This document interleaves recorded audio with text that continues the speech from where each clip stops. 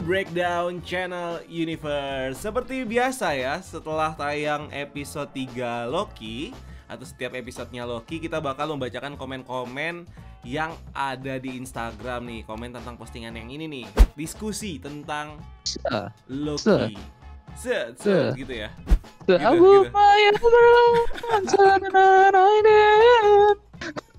Tentang gitu ya.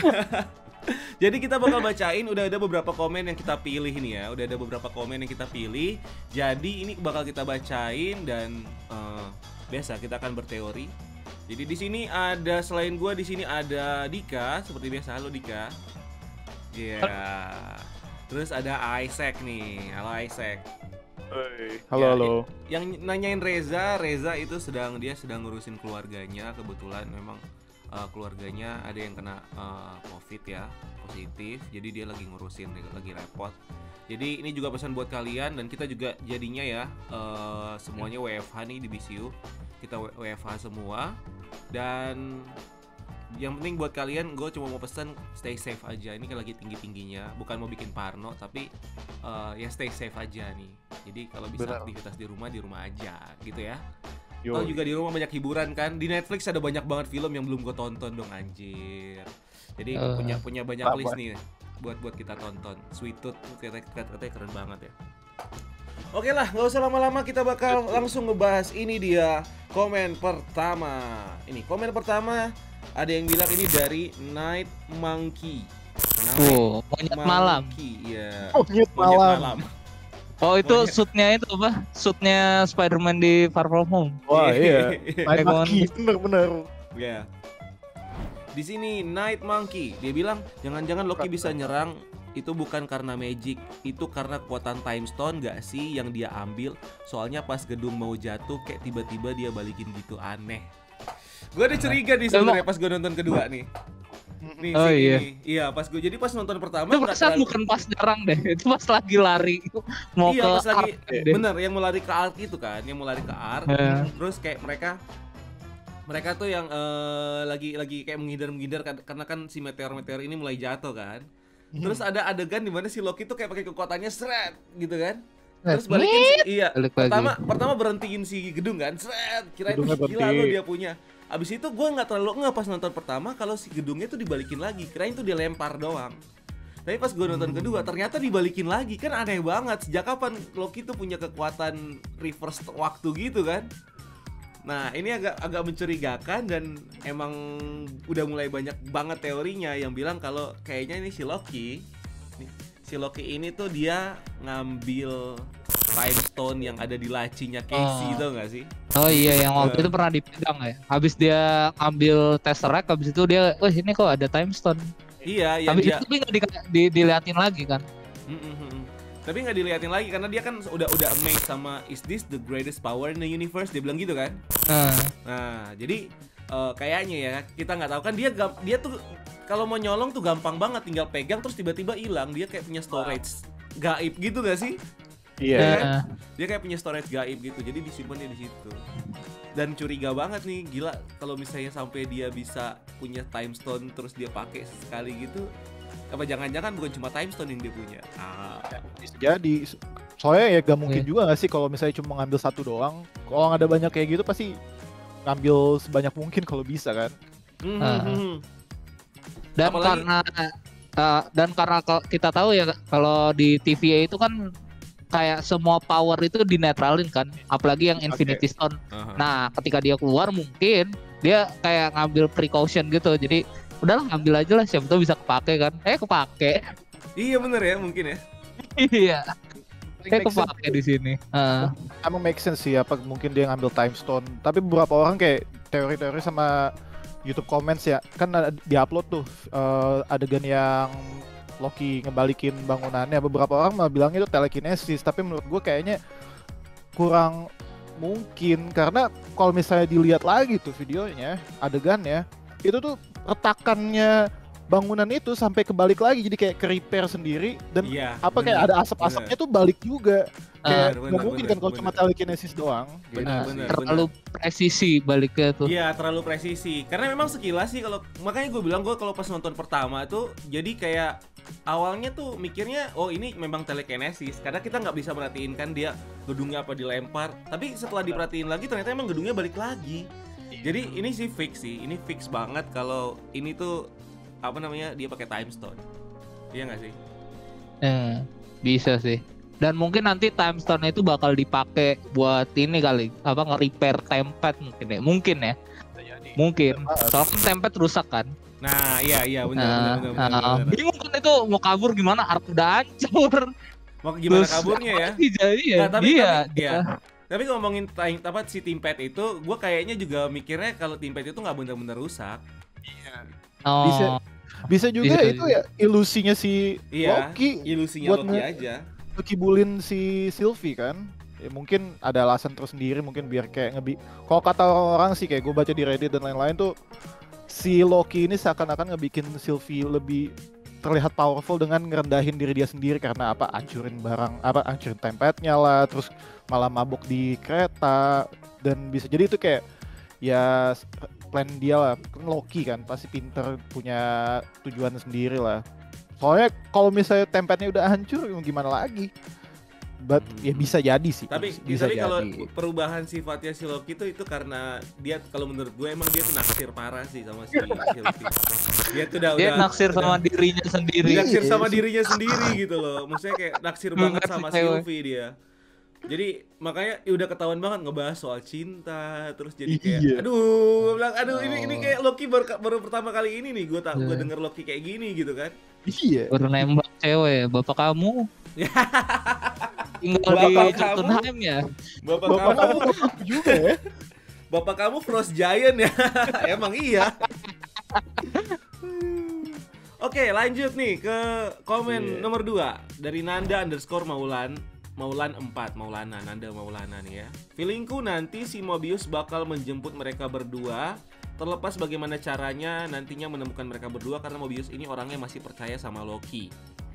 Dan mungkin aja kalau Mobius tahu kalau pegawai TVA itu sebenarnya manusia biasa karena diberitahu Lady Loki, mungkin aja bakal membelot dan malah berbalik memihak ke Lady Loki. Jadi somehow mereka akan ditemukan sama si Mobius. Gue juga salah tuh bilang Mobius tapi dibilang Mobius bang. Aduh. Ya bener. Iya tahu Mobius. Ya si Mobius. Jadi somehow bakal ketemu. Tapi caranya gimana agak susah. Soalnya kan kenapa sih mereka ini si Fireman ini nggak bisa di track itu karena mereka bersembunyi di apokalips kan. Ya di wilayah-wilayah yang ada yang terjadi apokalips atau kiamat. Jadi agak susah nih kalau misalnya untuk mereka nemuin si Sylvie sama Loki. Kalau si Mobius ya agak susah karena mereka harus nge-track tuh kayaknya semua apa namanya? Semua apokalips tuh ya. Ada banyak. Udah gitu ribet lagi kan Secret Timeline habis dibom. Iya, udah gitu udah gitu mendingan mereka ngulusin secret timeline aja gitu kan daripada ini. Udah nggak bisa kehapus. Kalau udah lewat garis merah kan udah nggak bisa kehapus. Iya. Dan emang sih ini logis banget ya. Ini gue juga suka banget sebenarnya kalau misalnya emang ternyata mereka bakal berpihak ke Lady Loki gitu kan. Bakal berpihak ke Lady Loki terus nanti bakal ya sesama variant ya kayak kita tahu kan kalau mereka semua yang ada di TVA itu variant sama variant terus nanti bakal mau overthrow si siapa? Timekeeper. Gitu. Kalau masalah Mobius yang kayak bisa jadi bersekutu mungkin masih agak make sense ya, tapi kayak kalau jemput ke Lamentis kayaknya agak mustahil gitu. Soalnya kan nemuin si Mobius saja kan awalnya nggak bisa nemuin si Loki, si Sylvie aja kan butuhnya bantuan Loki kan sampai dia akhirnya tahu kalau si Sylvie ini bersembunyinya di Ragnarok atau kiamat-kiamat yang kecil-kecil itu kan.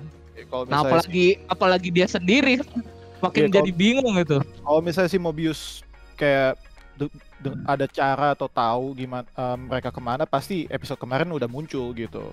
Nggak mungkin enggak kan. Itu sih. Kecuali device kayak Tempad itu kayak punya semacam source yang sama. Jadi kayak ada intercom antar device gitu. Jadi bisa nge-track. Mungkin. Bisa. Tapi kalau kayak gitu berarti seharusnya ketika si Lady Loki ngecuri Tempad untuk pertama kalinya, dia harusnya udah bisa nge-track untuk nggak usah ribet-ribet nyari Ragnarok. Ya benar, karena kan kalau emang misalnya itu ada benar, kalau ada link gitu kan, apakah bisa nge-track satu sama lain pasti udah ketahuan ada di mana gitu kan. Tapi ini kan waktu di episode 2 mereka tuh harus ngebuka berkas dan lain-lain. Jadi agak susah sih ya, agak susah buat nemuin mereka, cuman maksudnya kayak si Mobius bakal nemuin mereka tuh agak susah. Oke, kita lanjut ke komen nomor 3. Ini ada Riff_A2 ya. Dia komen, kalau semua karyawan TVA itu adalah Varian, si Miss Minute itu apa? Varian juga. Jangan-jangan Miss Minute itu sosok aslinya salah satu dari Timekeeper. Gue jadi curiga sama dia, nggak mungkin juga sosok dia jarang muncul, tapi gambar dia muncul di poster series Loki dan hanya jadi maskot doang di TVA ya kan. Tuh, ini nggak penting banget sih ngebahas Miss Minute. Miss Minute itu cuman ini aja ya. Kalau menurut gue Miss Minute itu cuman maskot aja, maskot. Jadi gue nggak tahu ya apakah Timekeeper ini eksis atau enggak, tapi ya pasti kan kalau misalnya mereka bikin satu organisasi gitu kan, mereka kayak mau bikin. Jadi ini tuh kalau gue bilang tuh kayak apa ya, media propaganda. Media propagandanya TVA yang menjelaskan kalau Secret Timeline ini tuh memang harus begini gitu loh.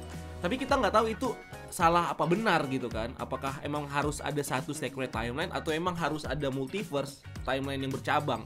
Yang mana yang benar kan kita nggak tahu. Tapi ibarat kata kalau misalnya kita berpikir, oh memang harus ada satu Secret Timeline nih yang berjalan gitu kan, multiverse nggak boleh ada. Berarti kita kemakan sama propagandanya si TVA. Pakai media-media kayak si Miss Minute ini. Jadi kayak campaign-nya tuh dibikin kayak apa ya? Kayak lebih friendly gitu loh, gampang ditangkap sama otak, pakai yang karakter-karakter lucu gitu kan, supaya kita kayak bisa masuk ke dalam otak kita. Sama aja kayak kalau kita nonton iklan gitu kan, iya nggak sih? Kita nonton iklan masuk ke alam bawah sadar kita gitu, kalau misalnya bentuknya kayak fun dan lain-lain gitu. Nah itu tuh media propaganda aja si Miss Minute ini. Jadi bener nggak sih? Tapi kalau mungkin ya, kalau kita perhatiin yang pas episode 2 yang pas awal-awal ketika si Loki nanya ke Miss Minute, "Are you recorded or live?" Dia bilang both. Itu mungkin bisa itu bisa mungkin jadi kayak pertanda ini mungkin perwujudan kekuatannya si Timekeeper mungkin ya. Mungkin soalnya dia juga bisa antara dia bisa muncul di kayak real life sama dia bisa masuk ke dalam digital.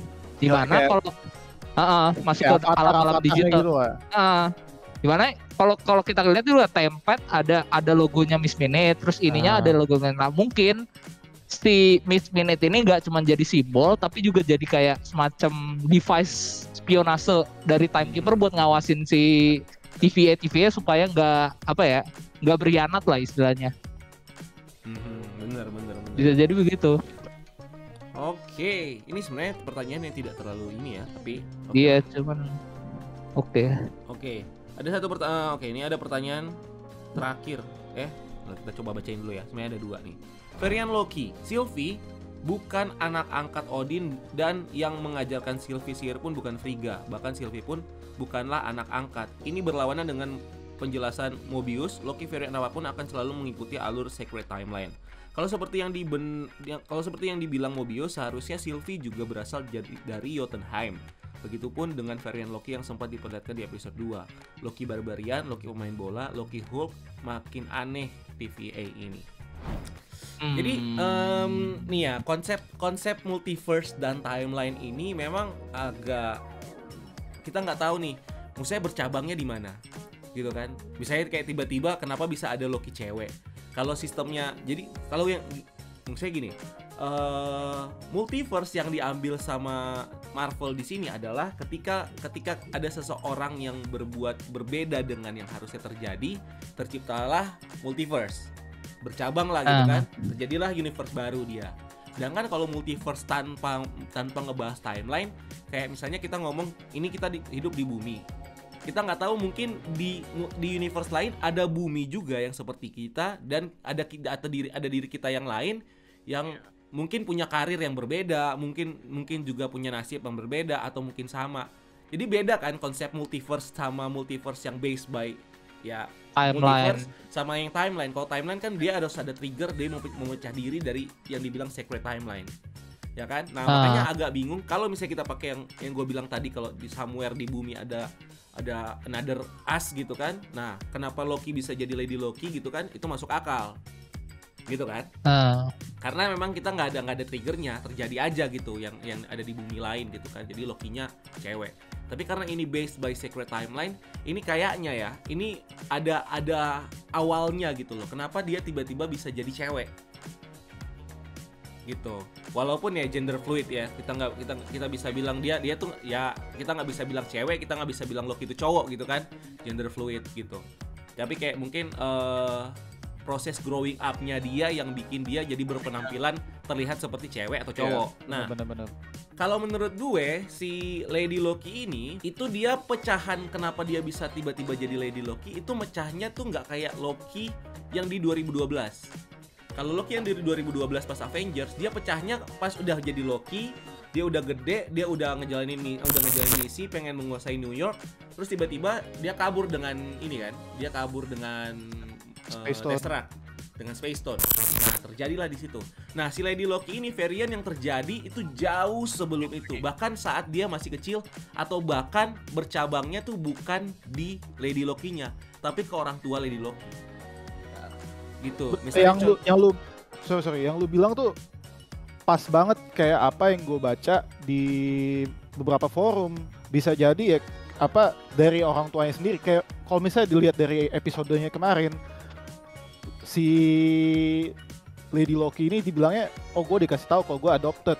Ada kalau pas lagi, jadi sebenarnya dia tuh emang adopted, bukan dari apa ya adopted dari apa anak angkat Odin atau enggak ya belum jelas detailnya kayak gimana, tapi ya kita pastikan bilang dia itu anak angkat adopted. Dan beda sama Loki yang main karakter di series ini, dia dikasih taunya baru later on. Mungkin itu yang jadi salah satu kayak cabangnya dia, si Sylvie atau Lady Loki ini dikasih taunya dia itu anak angkat pas awal, sementara Loki yang main karakter yang kita tahu seperti biasa mungkin baru taunya later on apa gara-gara event MCU dan Thor dan lain-lain. Tapi ada juga yang bilang bisa jadi variannya itu muncul gara-gara ya orang tuanya si Loki ngelahirin Loki yang cewek, walaupun of course tetap apa karena dia gender fluid bisa jadi ya awalnya cowok ataupun awalnya cewek. Ya, pokoknya gitu kita nggak sih. bisa bilang dia cewek atau cowok lah ya. Benar. Terus ada satu lagi nih, perbedaan nasib. Ini ya, lo tahu nggak ada pas dia ngomong begini, so you're the prince. Seakan-akan tuh dia menjelaskan kalau dia tuh nggak pernah ada di posisi itu gitu loh. Benar. Nggak pernah jadi prince, nggak pernah apapun princess gitu kan. Jadi kayak itu tuh berbeda sama garis hidupnya dia gitu. So you're a prince gitu kan. Prince. Harusnya kan karena dia mungkin di banish duluan kali. Mungkin dia nggak ditemuin Odin. Bisa di banish duluan, atau mungkin kejadian perpecahannya itu justru sebelum dia lahir. Ada di Odin sama Frigga. Karena kalau dibilang adopted kan, berarti dibilang adopted berarti misalnya ininya sama lah gitu kan.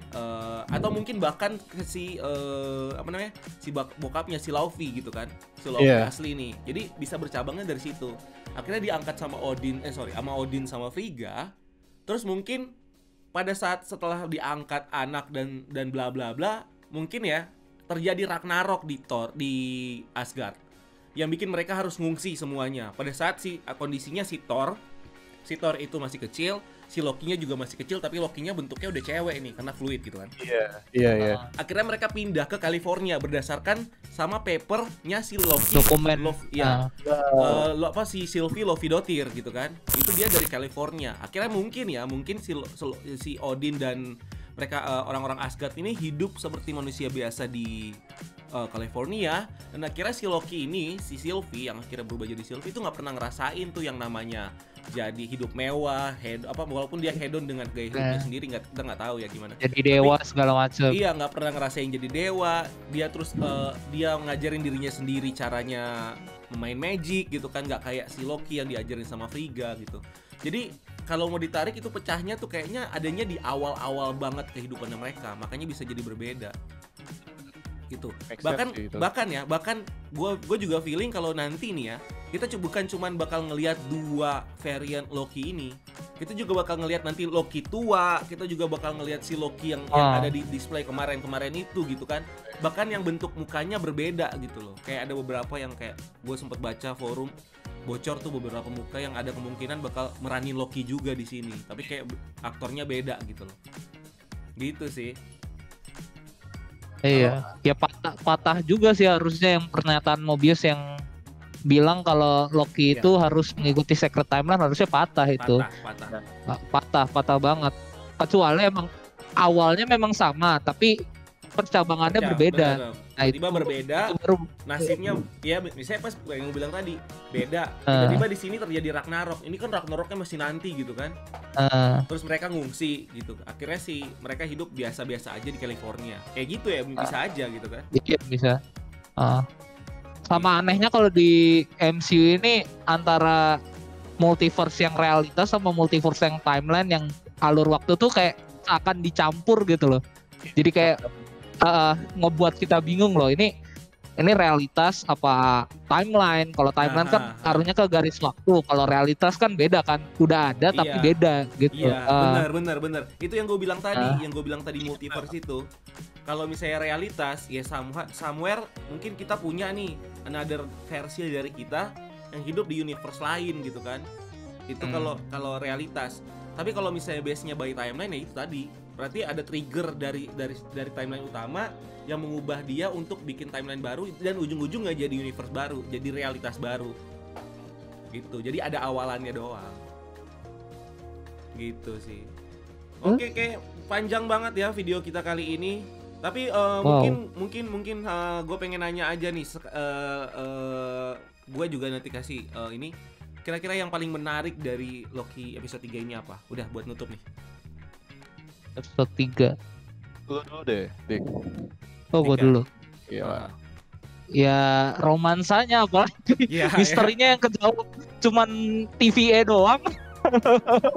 Emang sengaja buat ini sih, emang sengaja buat kayak apa ya, nge-build hubungan antara si Sylvie sama si Loki. Emang dari awal yang tadinya saling hate kan, karena si Sylvie itu musuhnya TVA yang diincar juga sama si Loki karena dia juga kerja sama TVA. Nah sekarang malah turn back, malah kerja sama. Yang mungkin nanti lanjut lagi mungkin ini kerja sama buat nyelesain misi si Sylvie mungkin. Itu sih pokoknya ini jadi kayak batu loncatan loh buat nanti 3 episode ke depan. Si Loki bakal kayak udah team up aja sama si Sylvie paling sih. Oke, kalau lu Sek apa yang menarik? Kalau gue sih, gue mikirnya of course relationship-nya dan juga karakter progression atau development dari Loki dan juga Sylvie. Dengan fokus ke mereka berdua di episode 3 ini, jadi kita lebih mengenal lah si Sylvie itu kayak gimana. Walaupun nggak bener-bener kelihatan backstory-nya dia seperti apa, tapi setidaknya personality-nya tuh ada. Mirip-mirip sama Loki tapi ada bedanya juga, of course karena dia varian. Dan menurut gua di dalam series yang seperti ini yang 6 episode doang kan, kita juga butuh sih episode-episode kayak gini yang jadi analisa karakter Loki dan juga Lady Loki atau Sylvie. Soalnya jadi kayak callback ke episode 1-nya Loki pas Mobius bilang what makes Loki a Loki. Apa sih yang definisi Loki itu kayak gimana? Jadi kayak ya karakter study lah menurut gua. Walaupun emang gak ada momen gede di kayak sebelum-sebelumnya, ataupun gak ada kayak mungkin plot twist ataupun revelation cuma satu doang soal varian. Soal varian agent TVA itu. Tapi menurut gua overall gua suka banget, bagus gitu sih. Memang ya, udah paling bener. Ini udah tinggal proses ngebucinnya mereka. Udah, itu aja. Proses ngebucinnya sama kasih tahu kalau mereka itu kalau orang TVA itu adalah varian. Iya, itu pas itu. Tuh, udah. Tapi gue nunggu ini. Masih ada. Tapi gue sebenarnya nunggu momen set di episode ini sebenarnya. Kalau di WandaVision kan momen setnya kan ketika episode 8 tuh, ketika si apa namanya yang nulis surat itu. Iya. Nah itu momen setnya di situ. Kalau yang di Falcon itu yang pas Isaiah. Yang pas Isaiah ini loh, sama Bucky Free. Bucky. Nah ini nggak tahu nih. Mungkin yang di episode 1 yang ketika dia ngelihat itu apa namanya, ngelihat siapa Frigga mati, itu mungkin jadi salah satu momen setnya. Tapi mungkin pasti ada lagi sih. Nggak, masa itu doang aja. Kalau gue bilang momen setnya bukan ada di Loki tapi ada di si Sylvie. Oh iya bisa sih. Oh bisa. Ya. Ini quick theory sebelum gue tutup. Quick theory, kenapa Sylvie menyerang TVA adalah karena dia mau mengembalikan dunianya dia yang dihancurkan sama TVA. Karena dia kangen sama emaknya. Jadi dia udah selama itu mencari cara untuk menggulingkan TVA, dan akhirnya dia udah dekat karena tujuannya tuh cuma satu, dia pengen ketemu sama nyokapnya. Ditis juga sih dari dialognya mereka berdua. Iya, jadi kayak dia soal bilang nyokap. Soal nyokap gitu kan. Jadi dia Mbak Sylvie bahkan bilang, gua aja udah nggak inget gitu loh. Tapi ada sesuatu yang dalam. Udah, ntar kepanjangan nanti minggu depan nih, buat minggu depan. Iya, Gua aja minggu depan. Bukan buat minggu depan. Tenang, masih panjang. Berapa hari lagi? Oke ya. Seminggu. Oke guys, itu aja dari kita ya kali ini. Thank you banget udah nonton. Thank you banget. Dan kalau misalnya kalian pengen komennya juga dibacain, silakan tulis komentar kalian pada saat kita posting di Instagram seperti ini. Makanya di follow Instagram kita ya. Dan jangan lupa juga gue punya TikTok ya, buat kalian yang suka. Soalnya gue sekarang udah mulai bikin teori-teori di TikTok yang kecil-kecil gitu ya, sebelum nantinya bikin di YouTube. Jadi kalau misalnya kalian pengen denger teori-teori kecil itu, silakan follow TikTok gue. Oke? So, itu aja dari kita di sini. Next ya kita bakal ngebahas yang lebih seru lagi di episode keempat. So, sampai ketemu di video selanjutnya. Jangan lupa untuk subscribe channel ini, jangan lupa untuk like, comment, dislike juga terserah. Pokoknya kalian bisa, kalau mungkin ada hal-hal yang penting yang mungkin kita lewatin gitu kan, kalian bisa komen di bawah ya. So, itu aja dari kita. Gue Rian, di sini ada sebelah kiri gue Isaac. Oh, ada Dika. Dan beda ya Isaac. Oke, sampai ketemu di video selanjutnya. Bye bye dan keep exploring the universe. May the force be with you.